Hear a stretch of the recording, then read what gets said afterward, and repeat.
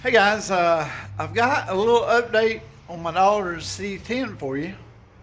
If you've watched any of the videos, you may have seen that a couple of weeks ago, before she went to prohibition, I changed the rear seal in the transmission because it was leaking a little fluid.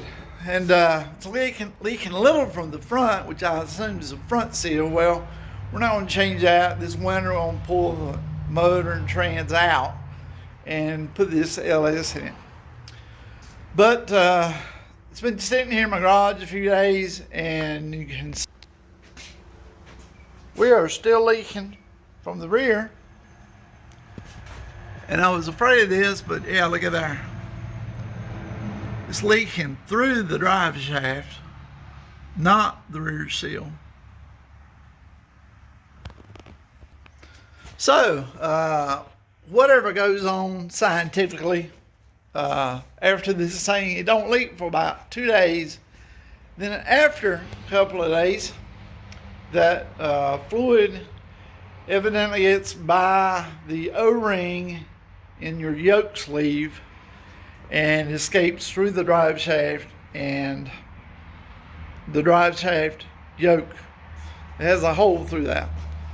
So that's what's going on. So I'm going to pull this tail shaft off and see if we can change that O-ring. While I'm at it, I'm going to change the bushing and tail shaft. So let's get to it. So I took the drive shaft out again, and then you got 4 bolts in your tail shaft. Undid my speedometer cable right here, and this bolt right here is a little bit hard to get to. If you got a bunch of 15mm wrenches right here, you can skinny up the end of that, and then it'll pop right in like so, and you can break that loose. Get that broke loose, and you can back that out. It's going to hit your speedometer here right here. You can unbolt this, take that out if you want to, then you don't risk having this leak. But got that loose. Now I'm going to try to break this tail shaft loose, start backing it up, then I can take that all the way out. So here's the tail shaft. This is how I had put a new seal in here, and this thing was not leaking from the seal, from the rear seal. The fluid's actually coming through the yoke of the drive shaft, coming out through this hole up in here. There's a hole up in there. Now, see all my junk here, but a lot of people was saying just to plug that hole, and they'll say something up in the end of the shaft right here and everything, but I don't want to do that. I'm going to change the O-ring in that yoke sleeve in the back of the transmission. That's what you really should do. But what I was looking at is I have a bushing for this tail shaft right here, a new bushing, but I actually, let me put this on here and show you. There's really no play in this tail shaft. I mean, that is a snug fit with that bushing. So I don't think I'm going to change that bushing. I'm getting to the point and age where things that I don't think's, I mean, I've got it, I can change it, I can knock it out, but I slid the new bushing on here and felt the play on it compared to the play on this. And I really don't feel any difference. So for now, I'm going to change the O-ring up in that yoke sleeve. I'll show you right here, and I'm going to throw this back together, and we'll see what happens. Here's the O-ring I was talking about, and this is a new bushing and a new rear seal, and I don't think I'm going to change that because I don't think I need to. So, and I believe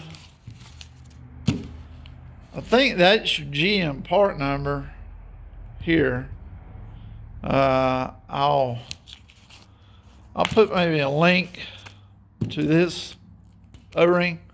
I am going to change the rear mount on the transmission. I'm going to change that. Let's see if we can pull this O-ring out of here.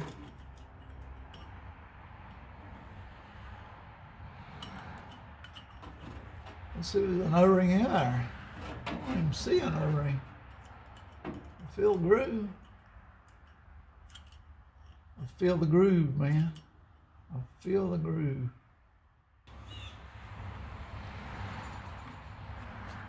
I got it hooked. There she comes. There.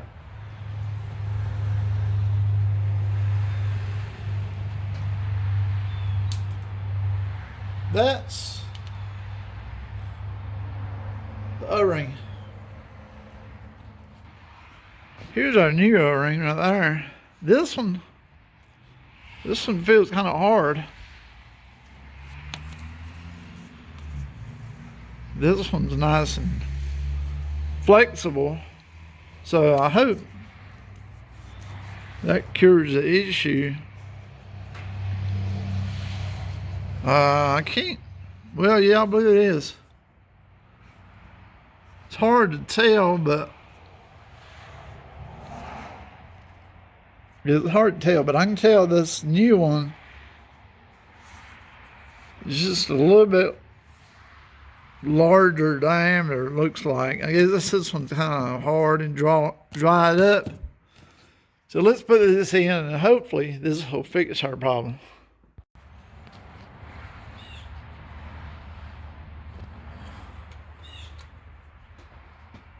So hopefully this will just roll up in there.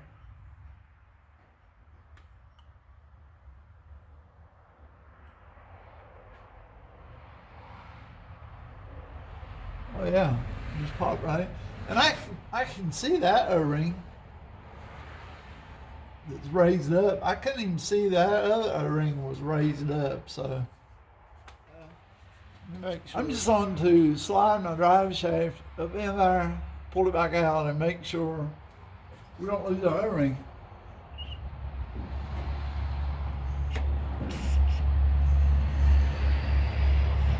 Oh, it feels like a tight fit. Sure did. And let's look, make sure the O-ring didn't move. It's up in there. Absolutely. So I feel pretty good about that. A little bit of play in the back bearing back here, but don't feel bad. So yeah, let's put it back together. I'm going to change this. You can't see probably. I'm going to change this back motor mount too while I'm here. I got the luxury of a lift here, but I lowered it down and used my jack to press my transmission up, and hopefully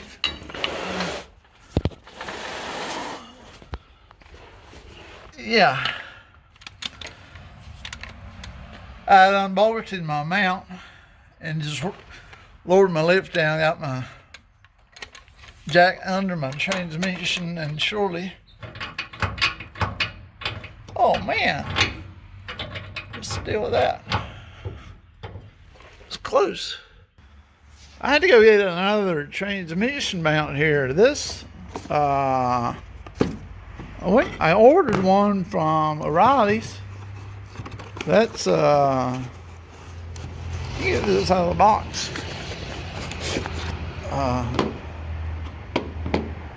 I ordered this from O'Reilly's. 9863. Look at the offset on this one. And this one is fairly straight. This is 2932. This one is more like the original as far as that offset. This one is a big offset. So yeah, just did everything in reverse. Got my mount up in here. I left this loose and down till I put the tilt shaft on. The tilt shaft is still loose. Remember, put this bolt in first. Put that in, slide your tilt shaft on, get that started, because yeah, that won't come all the way out without hitting this. You can take that out, like I said before, then you don't risk maybe having a leak right here. So just put that in first, start that one in before you run these others up. And so I'm going to torque everything back down, which means tighten everything up where I feel like it's torqued. And so get it back together here. Or all we have left is the drive shaft. I added a little grease to the drive shaft.